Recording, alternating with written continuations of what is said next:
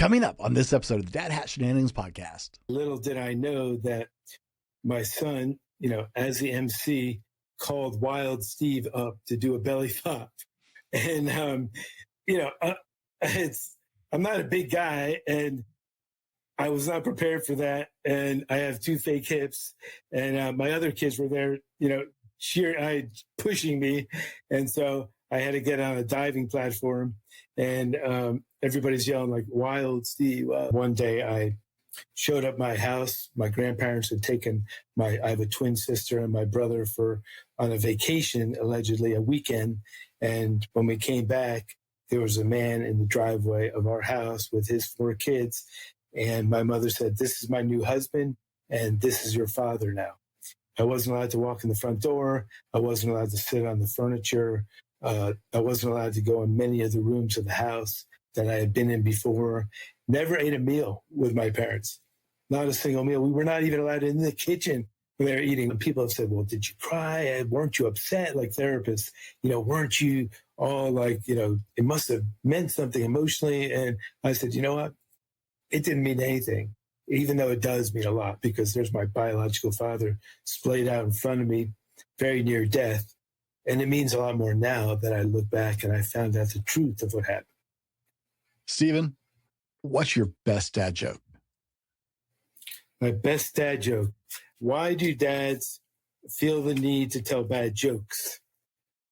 We just want to help you become a grown-up. There you go. It's as bad as they come. And yeah, grown, Groan. So fair enough. Steven, every dad has that story they love to share whenever they talk about their kids. I think it just lights you up when you talk about it. What is your favorite dad story? Well, first of all, 2 of my kids are professional comedians. So I'm crazy. There's craziness all the time. And one of them they have a whole Instagram dedicated to Wild Steve. They call me Wild Steve. So I'm not wild. That's just what they call me. And I have 5 kids. I think the best example would be about 3 weeks ago. My son was the MC of a belly flop competition in Orlando, Florida. And there were thousands of people there in the pool and everything else. And I was there watching. And little did I know that my son, as the MC, called Wild Steve up to do a belly flop. And, I'm not a big guy, and I was not prepared for that. And I have 2 fake hips, and my other kids were there, pushing me. And so I had to get on a diving platform, and everybody's yelling like, Wild Steve. And I did the best belly flop you can do when you've had 2 hip replacements and a shoulder surgery. That was funny. And there's so many great moments, but that was a recent one. The amazing things we do because we love our kids, right? It's just, yeah. Oh yeah. I've done, yeah. I've got 5 kids, done a lot of things. Gentlemen, I sleep on MyPillow. I sleep on MyPillow Giza sheets, and with my MyPillow body pillows to hold my back in place. I have MyPillow towels. My wife even wears MyPillow slippers. I would never recommend a company I don't personally use. We're proud to have Mike Lindell and MyPillow as the sponsors of our show.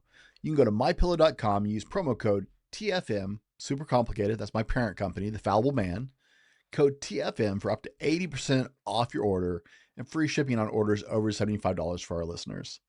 You're working with a great American company that is employee owned, and you're helping keep the show on the air so we can make more episodes just like this one. Let's get back to it.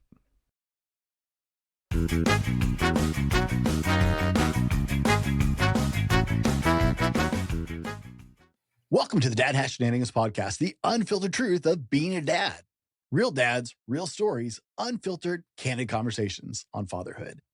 I'm your host, Brent Dallin, and my guest today is Steve Eichenblatt. Steve, welcome to the show. Thanks. Appreciate you having me on here. I'm excited to share my story. Steven, I should have asked, are you a Steve or a Steven, or do you care? Then I don't care. Call me whatever you want. Wild Steve, Steven, doesn't matter. It's Halloween, man. I be whoever I want to be today. Exactly, right? No, I just try and give people the benefit of the doubt. As a middle namer myself, like I've gone by my middle name my whole life, Got except in it. the professional world, I have to go by my first name. And so I'm actually somewhat particular. People are like, well, what are you called? So I try and give people the benefit of the doubt just in case, No, that's fine. I appreciate that. Steve, I'm loving the hat. For our audio Thanks. listeners, guys, this is a fantastic, it's looking like a beach hat. You want to tell us the story about the dad hat?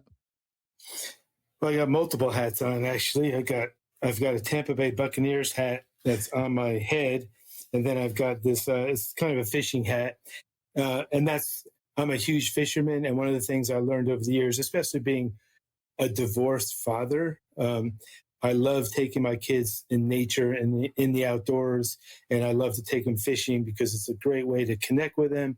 It's a if you're on the water and it's just you and your son and daughter. And nature, it's a great way to work on the relationship.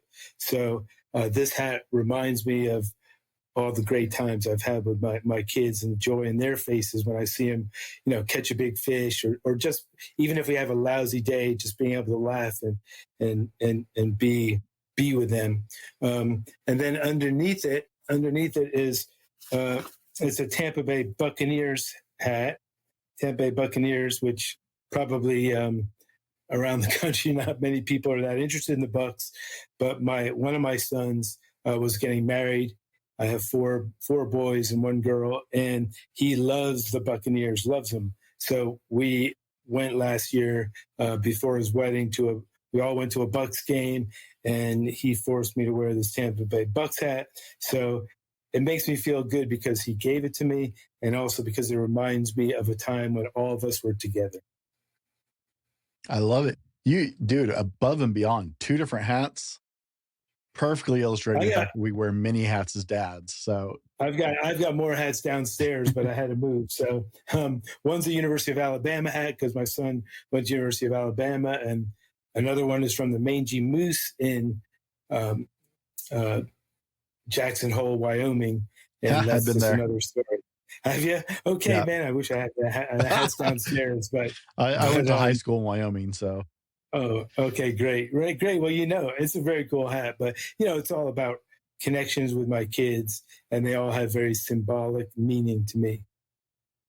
I love it. I love it. No, I think, when I was actually designing the show, when we talked before we started recording a little bit about the hat gimmick, one of the things that was easy for me to go to that because I have stacks of hats. And I think most guys I know have lots of hats. Yeah. Well, especially when you don't have a lot of hair and you have to protect your head in Florida with the sun beating on it. So, but yeah, I've got plenty of hats, and I'm a hoarder. I keep them because they touch my kids, so it touches me. I get it. Steve, you said you were a lawyer. Tell us a little more about you and give us a little taste so we have some idea of where we're going from this conversation. Yeah, I've been a trial lawyer for 30 years in Orlando, Florida. I handle primarily personal injury cases now. I used to be a defense lawyer, insurance defense lawyer representing insurance companies. But with my personality, I tend to like to help people and not represent the insurance companies. I also, during the course of my 30 years as a personal injury lawyer, began volunteering as a guardian ad litem, which is basically a guardian ad litem is someone appointed by the court to represent the best interest of a child involved in either a custody battle or a child that's born to a mom who's got a drug issue or a kid that's been taken out of their house because the situation is so dire. They're taken over. They're taken by the state, and the state appoints a guardian ad litem to help determine where the child should be placed. So I've been doing that for 30 years. I've seen a lot of different things, and it helps me it helps me more than it helps them because I like helping people, and it's great when you see a kid adopted by by a wonderful family, and there's not always happy endings, but so that's part of my passion. And I'm also married, and I have 5 kids, as I mentioned, and a cat, and I want a dog.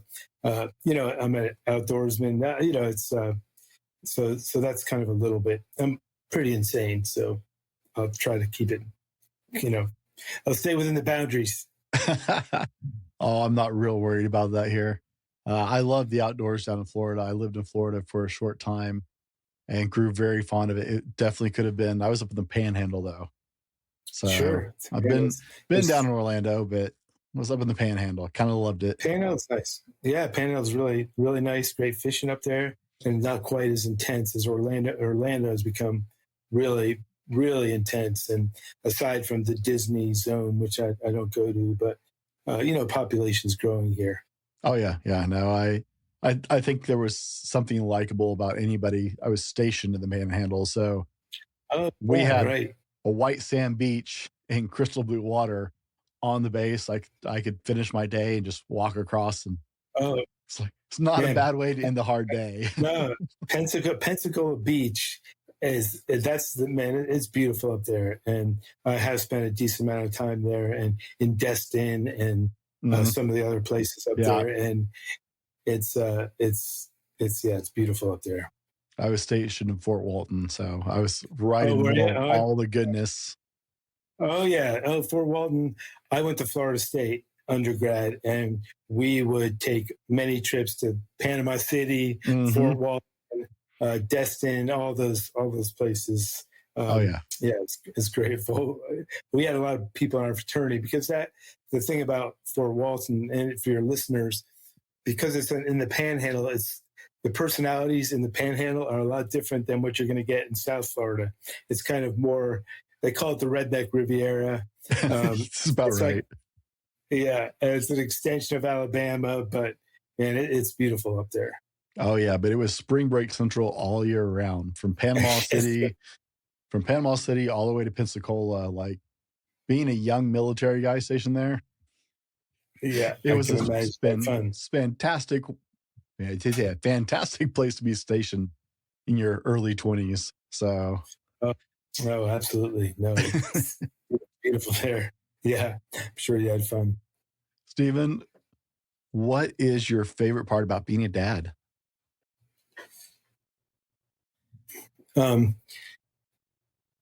That's just that's it.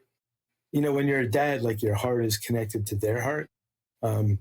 And because I grew up with not really a dad at all, and the dads I had were horrible and violent and never showed love. So being able to reach out, talk to my kids, hug them, tell them I love them, they tell me they love me. I mean, that's just it's just an inner connection that can't be duplicated in any other way. I mean, I'm lucky because my kids they're all completely different, and they're all doing well, and we all enjoy being together. It's really nice. That's awesome. It's the way families should be, man. Close knit. My siblings, I'm 45. I'm the youngest, and my siblings are spread out, and they're still just some of the most important people in my whole world. So, yeah, no, it's great when you can do that. It's in my situation, I have 5 kids from 3 different mothers. Okay, so when I adopted, and the kids all get along really well. And when I say kids, they're all adults now, but we have managed to bring them together where they understand that they're brothers and sisters, and they protect each other and connect with each other in ways that I was never able to. So I love seeing when they're connected and help each other out, and it's a wonderful thing, and it's very complicated when you got multiple moms. So somehow we've survived it. Do you remember before your first kid was born? I'm sure everybody and their dog gave you advice when you found out you were going to have a child. Do you actually remember, was there a single good piece of advice you got? if there was, I didn't listen that closely. I'm not a great listener. But yeah, I mean, I can't, I think about that question, and um, I don't have parents. I mean, I have a mom, but I don't have parents that are interested like that. So, and didn't really have a mentor. So, um, I really can't think of anyone who gave me great advice, because if they did, I probably would have been more prepared than I was. Um, so I could make something up, but I really don't have anything that sticks in my mind other than my own experience, which is I probably should have been more prepared. But how can you be prepared for your first child? No, you know, that's fair. That's one of the reasons we do this show and have these conversations is there are a lot of men who the first time they become a parent, they don't really have anybody pulling in their corner necessarily for them or that really solid. Uh, I mean, I know I got a ton of advice, right? Was it all good? No. Yeah. So no. And, There were some gems in there, but you know, that's one of the reasons we do this show is just to we're collectively pulling knowledge for men in this show, sure, right? Where they can come and, sure. you know, hopefully I've someone will hear learned. something today that's going to help advise them, right? Oh yeah, and I've learned a lot. I mean, I have 5 kids, and how many kids do you have I have two. yourself? We Yeah, stopped at two. yeah. Well, they're all different. They're all completely different, and they all have their own set of problems. And as a parent, you realize you become not just a parent, but you don't want to be their best friend, but you want to be a support for them. You want to be a counselor for them, and you want to recognize when they need help, and it's important to seek outside help if you need it, um, and to listen to professionals when you should. I can tell you a quick story.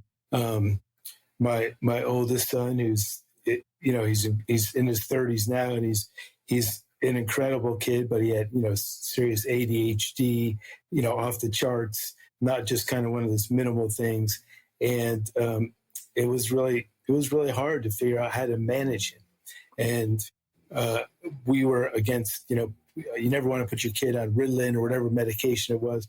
We were completely against it, and when he got pretty much out of control probably when he was 8 or 9, just behaviorally. There's only so much you can do. I took him to a neuropsychologist at the University of Florida to be evaluated, who I happen to know, and a neurologist, just to do real legitimate testing to see, okay, what's really going on here. And they told me, if your son is not put on a medication to calm him down, he'll be in jail by the time he's 18.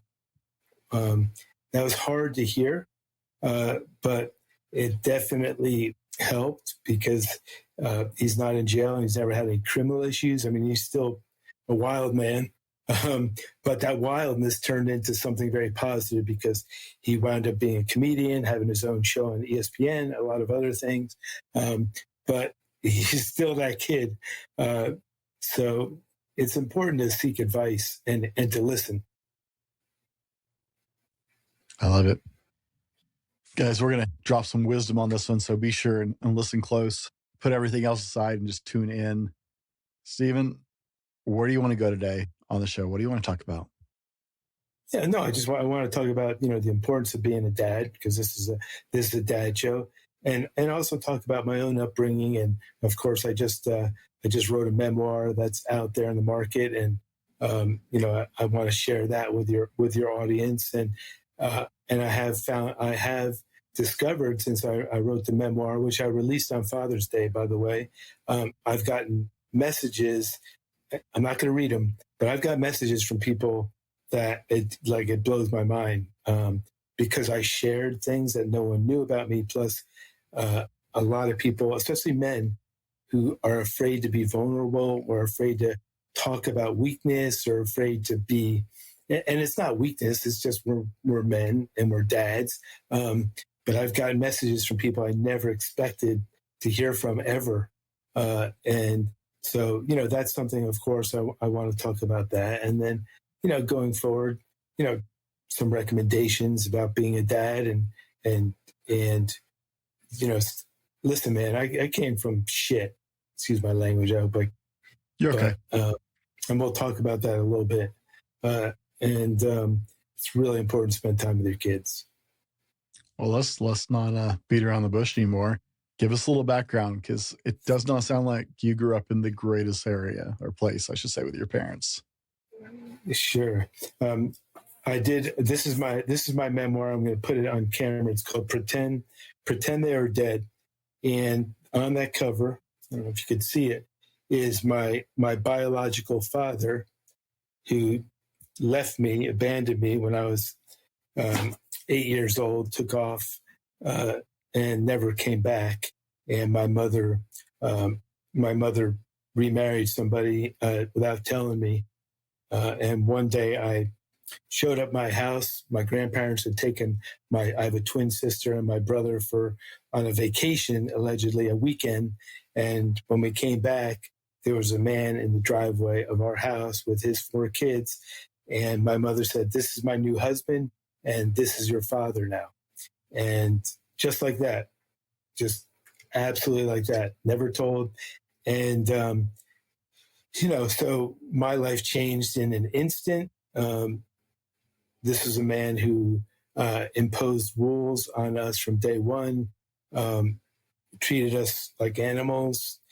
I wasn't allowed to walk in the front door. I wasn't allowed to sit on the furniture. I wasn't allowed to go in many of the rooms of the house that I had been in before.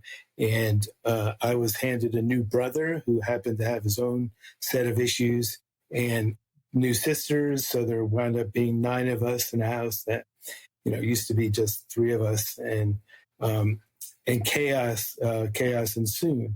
Every day was a minefield. You're walking into your house and wondering, okay, if I go in the wrong direction, I'm going to get in trouble. So that was the environment that was created in the house. Never ate a meal with my parents, not a single meal. We were not even allowed in the kitchen when they were eating, which to me, I was just a kid, right? So you just accept the rules as they're given to you. But now when you look back, family meal, being together, talking, discussions, whatever, that's an important part of growing up and connecting as a family. And, ironically, we were not even allowed in the kitchen when they were eating. And so it was a really tough environment to grow up in. And in the meantime, my biological father disappeared. There was a big custody battle, and he left and never came back. No one ever told me that he had given us up, and he gave us up for adoption. And my stepfather, who now is my adoptive father, adopted us. You don't have a lot of say when you're a kid. You just kind of roll along with what's happening. It's hard to navigate now looking back, but it was a really scary house to live in. And look, you don't know you don't know what's going on in your neighbor's house. I mean, we are a family of 7 children. I call us a Brady Bunch from hell. Because on the outside looking in, these people are everything's happy and everything's great. And, but it was really the complete opposite.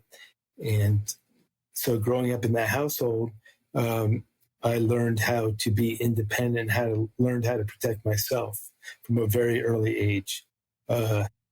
And when I was 16 or 17, I was 16, I used to work at these tennis courts. And one day it was July 4th of 1975, which you might have been alive, Brandon, probably not, maybe, I'm not sure. Not yet. Anyway, okay, you weren't even alive, but July 4th, 1975, I was working at this tennis club. I was the maintenance guy sweeping the courts. I was the only person there that day. And this is in New Jersey, which when I say the only person there, it's just weird when I look back, because usually 4th of July, there's lots of people playing tennis. I was on the court and I heard a car tire squeal, and a car hit a telephone pole about 20 yards maybe from where I was standing. And I don't know if any of your listeners or if you've ever witnessed a car crash like that, but I certainly hadn't. And it was like surreal. A man went through the windshield. I, being the only person there, I ran over and saw him, and then ran to ran to the payphone, called the operator because there wasn't 911 back then, and then ran back up. And it's kind of like slow motion, you don't even realize it's happening, even though it's happening. And they had this man, by the time I got back up there, the police had come, other people had come, they had him up against the car. His face was shattered. His eye was cut too. I mean, it's bad, very bloody. And as I was standing there, I could feel this energy on me. I'd ridden my Schwinn 10-speed blue varsity bicycle to the courts. I was very proud of that bike, man. That was my transportation. That was mine. And I remember I was leaning against a tree, and I started to walk to the bike. I was just going to drive away, and I felt this presence. I felt something on, like, how when you feel someone is staring at you, like just feel somebody is looking at you. So I turned, and I saw this guy had regained consciousness, and he was looking at me, and it's hard to look at him because he was very bloody, but he had regained consciousness. And as I looked at him, a police officer took out his wallet and said, "Does anybody know this man?" And his name is Alan Nessel. And I got on my 10-speed, I rode away and never told anyone that was my biological father. Wow. So that was that was a moment. Yeah. So I talk about that in the book, and then what I found out later about that. But what I got on my Schwinn 10-speed, I rode to my house. This house full of, there's no one to talk to in my house. It's not like I had a father that I could talk to, or a mom, because my mom was pretty oppressed. And went to one of my friends' houses, played pool, listened to Pink Floyd, and never told anybody that I was there until I was in my 40s. So that's part of my story. Wow. How do you respond to something like that? I mean, you kind of, it sounds like you just kind of let it go and kept moving your direction because you had to at that point. I think it's like soldiers. Now you're in the service. I wasn't, but I imagine when you're at war and you're shooting people, you don't give it a lot of feeling or thought. And I've never been a soldier. I can't imagine, but it's kind of like I lived there. It was a war. My house was a war zone, and that's how I had grown up my entire life. So this was just another event, and I didn't really give it a lot of thought. And people have said, "Well, did you cry? Weren't you upset?" Like therapists, weren't you all like, it must have meant something emotionally. And I said, you know what? It didn't mean anything, even though it does mean a lot, because there's my biological father splayed out in front of me, very near death. And it means a lot more now that I look back and I found out the truth of what happened. But at the moment, hey man, it's just another day in my life. So I'll just carry on, pretend like it didn't happen. And so that I put behind me at that time. And then later, many years later, learned out the truth of what happened that day. So you grew up in, we'll just leave it at a horrible household to be in. I mean, your mom surprising you with, "Hey, here's a new stepdaddy and your new siblings. Congratulations." Yeah. That in itself would just be a lot. You grew up in, it's funny to me because there's a lot of people who can't conceptualize even partially what you're talking about, right? They grew up in very happy households or whatever and had no idea. Sometimes, like I had a friend in school his household wasn't quite there, but it was pretty close. and most people never had any idea. So you were saying about, you don't know what's going on next door. That's right. But there are So so many guys who can't even conceptualize what you're talking about.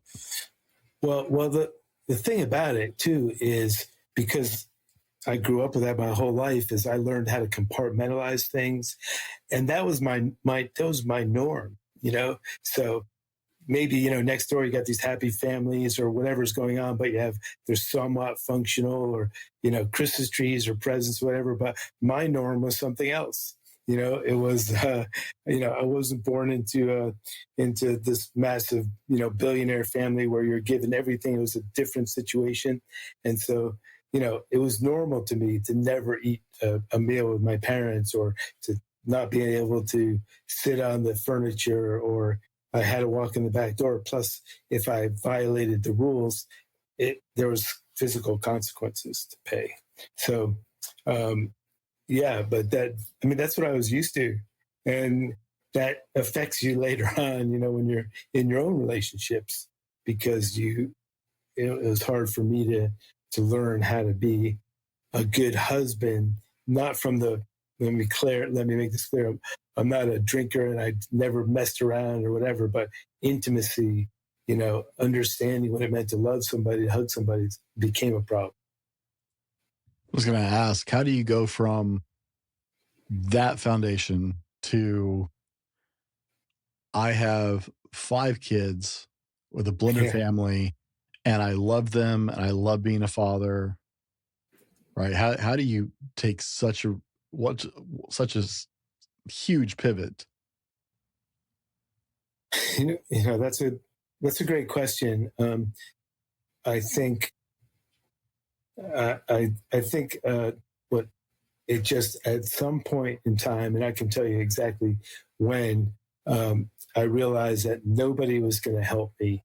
That self-help means helping yourself, and the way I got there was I wound up living in Israel. And living on a kibbutz, which we've heard a lot about what a kibbutz is with the October 7th tragedy. But I went and lived on a kibbutz. Didn't talk with my parents about it.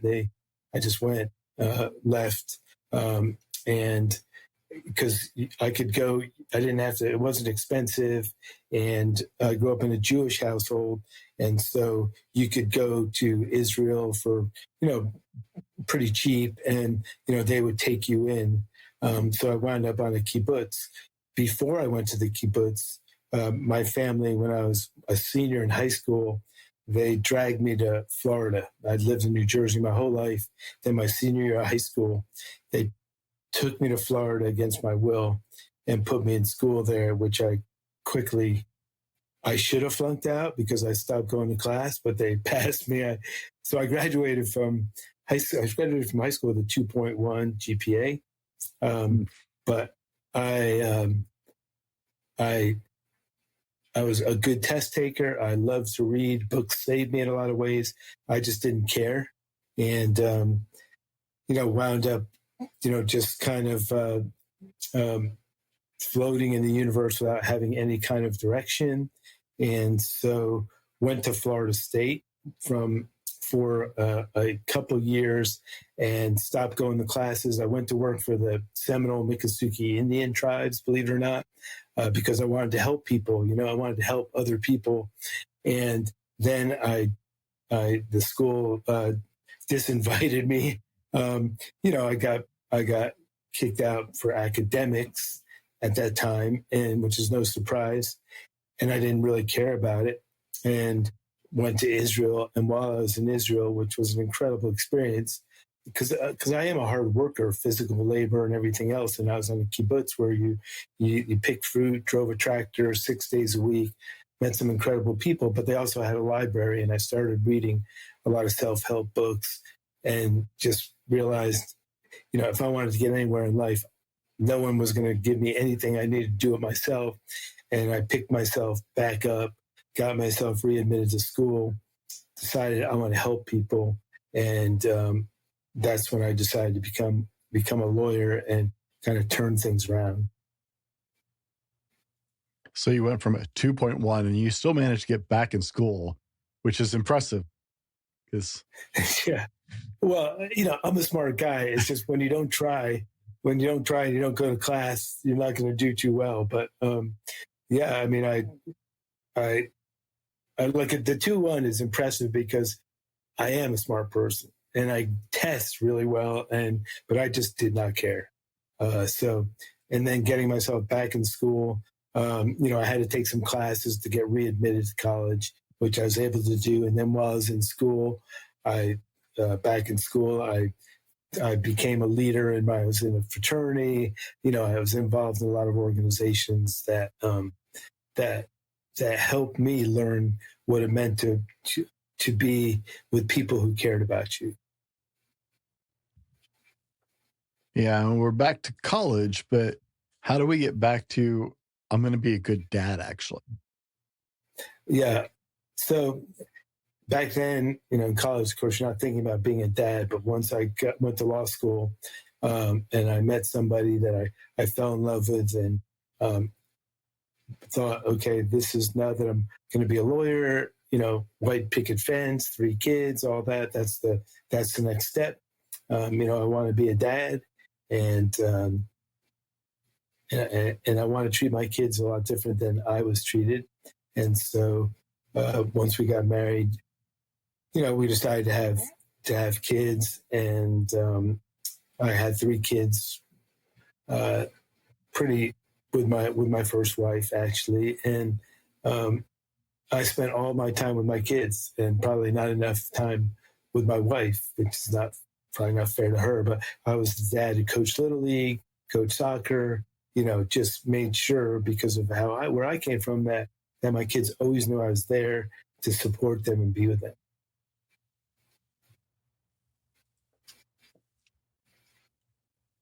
So how do you pivot that? Was it because your family was so not good that you went, you know what? I'm going to do this different. I'm going to be different. Was it I'm going to be what I didn't have? I mean, how do you pivot? Was this something you had to learn and experiment with? No, I mean, I think for me, it's totally natural. I had a kid and he's mine, and I'm going to love him and show him what love is and spend time with him, because growing up in a house where, 2 fathers, and I probably spent 10 minutes alone with each of them my entire life. And so I wanted to be a dad that took care of his kids and supported them and make sure that they didn't go through what I went through. So that was, and I'm a good guy, man. I wanted to be a good dad, and I love kids, and I had fun. They're much more fun than adults when they're young. Yeah. I mean, like coaching Little League and all that. I had a blast. And I wasn't that dad. I wasn't that crazy dad, psychotic dad who like screamed and yelled at their kids. I liked coaching, so I didn't have to sit with the parents who were like that. So, I mean, and the other thing too is, growing up in the house I grew up with, I wasn't really able to play the sports I wanted to because I had no parental support. And you need transportation, and, you need a little encouragement. So I wanted my kids to have the opposite. I wanted to be there for them. Yeah, I think that's one of the things that there's not a whole lot, even if you were a busy kid, there's not a whole lot of like mental preparations, like how much of your time is going to be spent as your kids get older going to practices, whether it's music or sports or drama or whatever your kid gets into. It's like, oh, all of a sudden I'm into, I never played basketball. My oldest daughter loves to play basketball. I don't understand it. I've coached it. I still don't like it, but Yeah, that's what she loved. Listen, my daughter was a cheerleader, so I'd find myself in cheerleading competitions, and I would just laugh, but I was there for her, and when she was a cheerleader, like in high school, I would go to the games and she would look for me, but she wouldn't talk to me, because dads are embarrassing. But she was always looked to see if I was there. Oh yeah, and, yeah. You're people underestimate for people who their parents didn't show up for that kind of stuff. They hurt the people who had parents who showed up for everything. I think underestimate how much that actually translates to the kid. Sure. Oh, absolutely. I mean, it's the kids. They may not want you to be that parent who screams and yells, but they want you to be there to support them. And that was always painful for me as a kid because my parents never came to anything. So, when I played Little League, I rode my bike, and this isn't a pitiful me thing. This is just facts, and it's just how it was. And it would have been nice to have a little support. And I made it, and maybe I overcompensated as a dad, as a divorced dad, by making sure that my kids. I mean, I would watch their practices, but I would stay away. And my one son, he was like, Dad, I don't want you there because I'm afraid you're going to embarrass me. I'm like, you don't even see me. I don't even talk to anybody. I just kind of go into my spot and just watch, just cherish being there. I don't think there's anything more important than being a great dad or a dad that shows love. That's really important. Well, I think you have some expertise in this area. As someone who grew up without that, the direct impact on your life versus the way you're raising your children, or you raised your children. Well, this is a nice story. I cover it in my book, but I can consolidate it. But I was divorced twice, and I'm fine with my ex-wives. We all get along. It's a unique situation. And then I wound up connecting with my college girlfriend, the first girl I ever dated, reconnected with her 30 years afterwards. And she actually worked for the federal government for many years, Coast Guard, at the Coast Guard base in Miami. And she had a son on her own and had never been married. She's an incredible person, accomplished a lot. And we reconnected. And when I went down to see her for the first time, and just to talk, and it was, we had a bond. We had been together for 2.5 years or whatever it was in college. As I spoke to her, I realized I had never told her that I had been adopted, or that the family that she thought was my biological family was not my biological family, or that I had a biological father, and all the things I had been through. I had never told anybody that. I never told her about the car crash. I never told her I lived in Israel. I didn't tell her I work with the Indians. I never said a word. So when I went back and I talked to her and connected with her, I realized she doesn't know anything about me because I didn't know anything about myself. So, anyway, we wound up, getting together, and eventually, my son, who I adopted, was her son because she had him on her own. He's an incredible kid, fantastic, and one of my other sons had gone to law school in the meantime, become a lawyer, and this was one of the best moments of my life. So my son, who became a lawyer, was the lawyer who did the adoption hearing to adopt my newest son named Zach and his brother. And we did that in the courthouse. And we did that with the entire, my son who was adopted is a basketball player, and the entire basketball team and the coaches were there. And my son, the lawyer, is the one who, had to go through the hearing with the judge, and it was just a really, great moment. That's incredible. Going from the adopted son who the father obviously was not interested in, to having your own adopted son that you welcomed in his family and his family in your household. It's interesting how life comes full cycle, right? You go through this really negative version of it only to come around and have this really positive experience.